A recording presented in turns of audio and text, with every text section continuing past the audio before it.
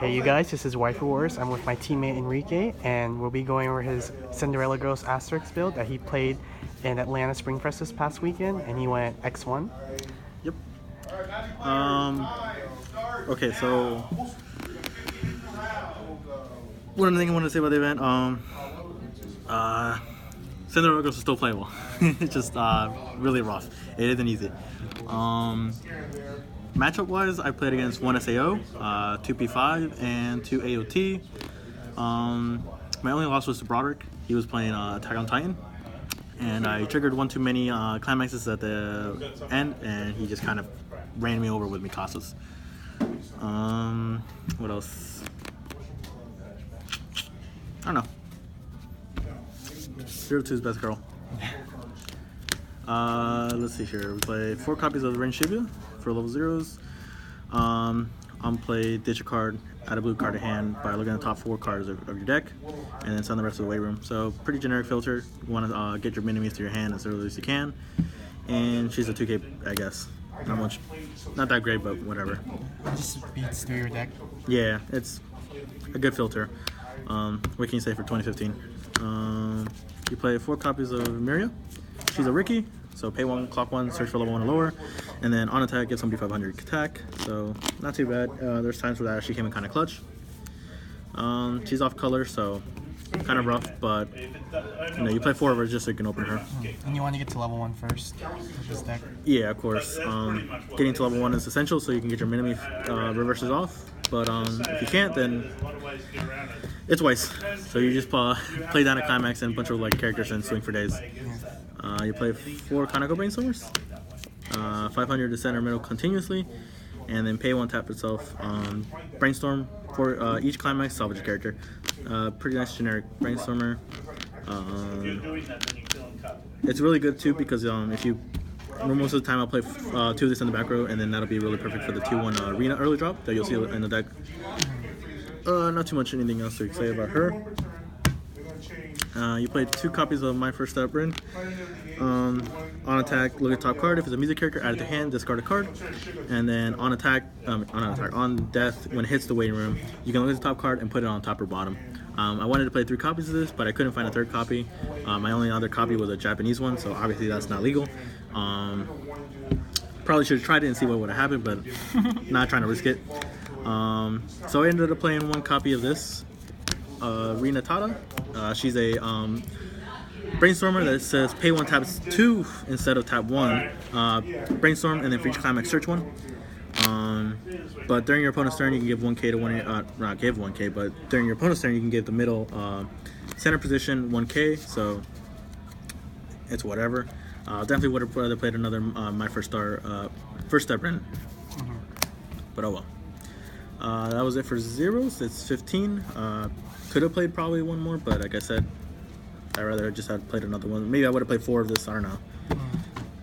You know, it's a good card, combo card. It's a good card. And I mean, if he had like CG2, maybe I'd be playing Kite Runners, but yeah, Bushi won't give us shit. Yeah. For level 1s, we played Minaminitas. 4 copies of it. When you play Climax, 1500. So she's 6K. With the 1K1, she's a 7K before any other assists or supports. When you play the Pants, shout out to Beanley for giving me the triple R to borrow forever. Shout out to Billy for also having it, and base damage. So on reverse, if you have the Pants, you get to look at the top 4 cards, add a music character in your hand. Essentially let you push through your deck faster, and then give somebody 2K, so it's kind of like snowball effect. So if you get the first one off, you more than likely will get the other ones off. You play 3 copies of My First Star Rin. My First Star Minami. My First Star Minami, not My First Star Rin. It's been a long day. She gets 500 for everybody else on play. She's really there for 3-2 Anya. Not much else to say about her. I mean, she helps get over things that are kind of beefy at times. Unless you're like Rudro and play like your fucking soundless voice every turn, fucking Chet. Alright. I played 2 copies of the 1-1 Anya. She's nice to have. Helps pay out stock like when you need to. She has Clock Encore, and if your opponent has 4 more characters, she gains 1K. My thought process on playing 2 of it was so I could see it, and if I'm playing against P5, which I did twice, and it actually came up a lot. The calling card bounces us costless, so they would just bounce away my other like random stuff, just so they can secure their board presence. At least this way, if I played this, they couldn't bounce it back, and more than likely they probably might not get over it, depending on like if I had a backup or not. I played 2 copies of Asterisk Rhea. She's only sees really play it in the later game just because of the Miku. But she's also 500 global, so if I had to drop her early, that's fine. If I play the stock soul early, I guess it kind of works, because if you play the stock soul, you get to look at the top 3 cards and put them back in any order. Yeah, it's good trigger information. You can control it. Yeah, it's nice to have the trigger and just know essentially what you're going to be doing. Hitting, and make sure you can place at least a climax. If it is a top 3, you can put it all towards the bottom, so that it's easy to pay out. It comes with this. This also comes with a 3/2 Miku. So like it kind of like, you'll see what the Miku does, and if you don't know it already. For backups, I played 2 save backups. Really wish I had 2 SPs of this, because that SP is gorgeous, but oh well. Generic 2K backup. Not much else to say about it. I wish it was blue. I guess. I wish every card was blue, but you can't get everything that you want. We play 1 copy of the 1/1 Mizuki backup. It's a 1500 backup, and then when you play it, you get to look at the top card and put it on top or bottom. So it's really nice to just scry your damage away if you can. So that comes up a lot, actually. She was kind of MVP of the weekend. I got her a lot of times, and I tried to sometimes I would honestly brainstorm for her. And she really came in clutch. I don't know. I guess it was just kind of like Psyche at times too. But there's a lot of times where this ended up letting me cancel an extra attack. So shout out to this card. For level 2s, I played 2 copies of Outerlurks Arena. She's an early drop if you have 2 blues and 2 reds. So generically, if you're setting up correctly for level 1, you play 2 Conagos in the back row, so that's 2 reds, and you'll play 2 minions on the side. That's 2 blues, so you'll have exactly what you need to early drop this. Again, another card that can help pay out stock. What else? And usually it doesn't get ran over. It doesn't get ran over, at least in English wise. If it's JP, then more than likely she's gonna die. But this is an English tournament, so it's pretty easy wins, I guess, sometimes. Yeah, and if they do try to commit to it, it's like they put so much resources into it. Yeah, there's times if you can have the backup against it, and they're trying to forcibly get over it, then they're kind of digging their own grave at that point. Yeah. So, and it's blue, so I guess you can play it. Yeah. And the counterpart to that card is the Outerlurks Miku. She is essentially a hand bond, so if you don't have this on the field, you can hand bond to get this and play it on the field, because you also pay 1 to put herself and this in the memory, and then early drop the Miku. It's pretty nice to have the early drop Miku, because it kind of could help minimize damage at times, and just have a huge body sometimes. If you have a huge body, then you can kind of stop a lane from your opponent, and hopefully have an extra open lane to do extra damage. But she was alright. Might play 3 of her. I didn't see her that much, but I had to forcibly sometimes go Conoco Brainstormer just to get her. But she was okay. I played a copy of the Minimi backup, 3K backup, and Mill 3 when you use it. There's a lot of times where that actually really came in really clutch. In the final round, I was going to use it, but I think I got screwed anyway, so I didn't use it. And it turns out I got screwed anyway, so even if I had used it, it wouldn't have mattered. But technically, I should have used it in the final round. But I kind of felt like it was over, and it was. But this card was really clutch. It also helps keep your Mikus, if you do the Miku early draw combo and you do her combo, she gets really huge, especially with this backup. So more than likely, you'll stop protagonists from reversing something on the field, and they won't get their burns off. And then next turn, you just run it over. So essentially, it's kind of like a waste of resource. For roll 3s, I played 4 copies of Miku. So if you play on play, she gets to salvage her own climax, which is really nice. So you should always usually get the combo off unless you just refresh. She also gets 1K when you play the climax, specifically the stock soul. So your stock soul turns into a 1K stock soul. which is really nice. Extra attack. And then you can pay 1 on attack if you have the stock soul in your climax zone. You can mill top 2 cards of your deck. So if you play the 1/0 in the arena back row, when you play the stock soul, you can check your triggers. So if you mill a red card, you get to burn 1 damage, and if you mill a blue card among those two, you get 2k, and the character facing this card loses a soul. So if you're early dropping this, you should be able to minus a soul, hopefully. So she becomes a really good defensive card, on top of also being like having the ability to go on the attack sometimes.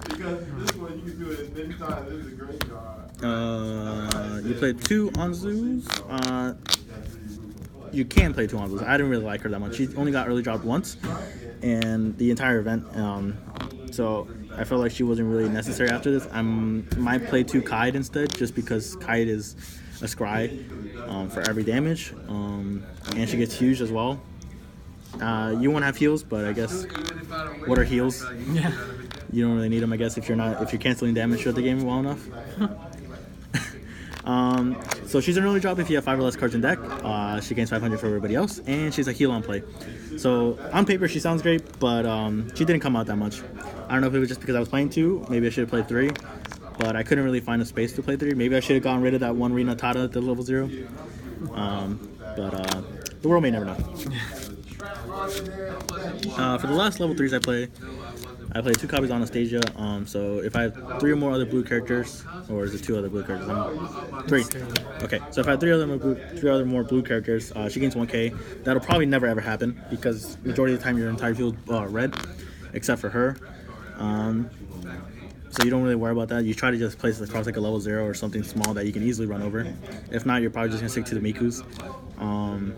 So on reverse, pay 2, ditch 1, and then you put the mini-me, my first star mini-me, the 1075 body, out onto the field by sacking 1 of your characters. So like I said earlier, my first step Bryn, if you can combo with this, you can essentially check your next trigger so you don't overswing. It's also, if you don't have the 1/0 arena in the back row, you can also use this to check your top trigger for that Miku. So there's a lot of like little combos you can do with every card in this deck. I don't know. She's blue. Yeah. Another blue card. And for climaxes, we played 4 copies of Everyone's Leader and 4 copies of O Over. Not doing anything crazy. No +2 souls, nothing like that. We're not like Saniacal.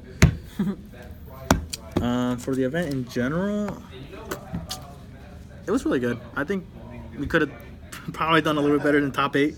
But we got unlucky. I 8-7 in my top 8 match at level 3, so it didn't really matter. Beanley 8-9. Good job, Beanley. He just legit took the last shot, and then on refresh he was a climax, and that's where you instantly cued the Seinfeld music. So that's what it felt like in my head, at least. So I think at that point we all knew we were out of it. Frank won his match, rightfully so, but the guy went undefeated, and he was a monster the whole weekend. Glad we had him on our team. Beanley was pretty much dead weight the entire weekend. He was kind of like our version of Connor. Only but with good video content, not obviously trashy English corner content. Oh yeah, and then can you explain why you're not running the 2-3 rest counter again? Oh, the 2-3 rest counter. I think I might have a copy somewhere. But I gotta look for it.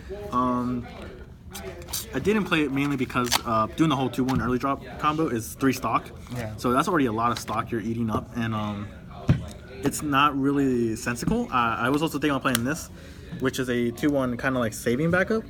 Like you kind of just sack yourself to like encore 1 of your characters. It's alright, but I ended up not choosing not to do it. It was a little bit too far-fetched to play, and majority of the time I'd focus on just having them Conicos in the back row, so I could always have something to do. Here it is. So that's the 2-3 event. If you have 2 blues and 2 reds, you can target 1 of your opponent's characters and rest it. And it's alright, but like I said before, Yami is hexproof, and Armin in the back row makes your characters hexproof, so this card just loses relevancy as your opponent gets into the later game. Yeah. So I didn't really like it. I have played it before, but I decided not to in the end. Too much stock, and it's also an event, so you can't grab it off of anything. You kind of just essentially have to just hard draw it. So yeah, this card's trash. What else? I guess just shout out to everybody that came. Made a fun event. Everybody was pretty cool. The event ran kind of smoothly. I don't think there was any problems that I saw, except for people dropping a little bit too much. There was a bit of a weird, like a whole record mess up. Like some people got in that shouldn't have, and some people did. What else? I guess Bushi should probably make sure they get better vendors too. Yeah. Their vendors weren't that great. And I don't know what one of the store was, but the other one was like PPG. They did all right. They had some product, but it overall didn't really feel like it was that. Like they knew what they were doing at a Bushi World tournament. Pretty sure it was like their first one, but whatever. What else? I guess shout out to Team Reverse Oreo. They were hanging out with us the whole weekend. Hillary, Riley, and Clayton. They were actually the ones that ended up beating us in top 8. They ended up getting second, losing to GTT Trash. Just kidding. Broderick's a cool guy. I got to talk to him, and he's a really nice guy. Connor was puking his guts out the whole weekend. That was funny. Really enjoyable.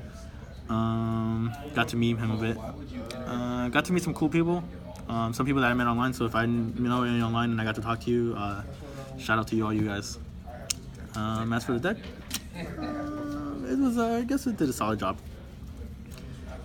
Well, I guess with that being said, thank you, Enrique, for helping us with the team and helping carry me myself as well. Man, yeah. Hopefully, maybe you should be seeing me. Hopefully, have a top at Springfest or maybe at WGP. I plan on going to Nats too for WGP. If not, maybe Strike, then hopefully they're only in the Franks. And then for Fall Fest, we'll see. Hopefully, it's in Jacksonville. It'll be great because Georgia really blows. Never want to do it again, but if it's in Atlanta again, I guess we'll make the trip again. I guess with that being said, thank you, Enrique, and thank you guys for watching. And like, comment, subscribe to Weiss Wars. Bye. TTC sucks.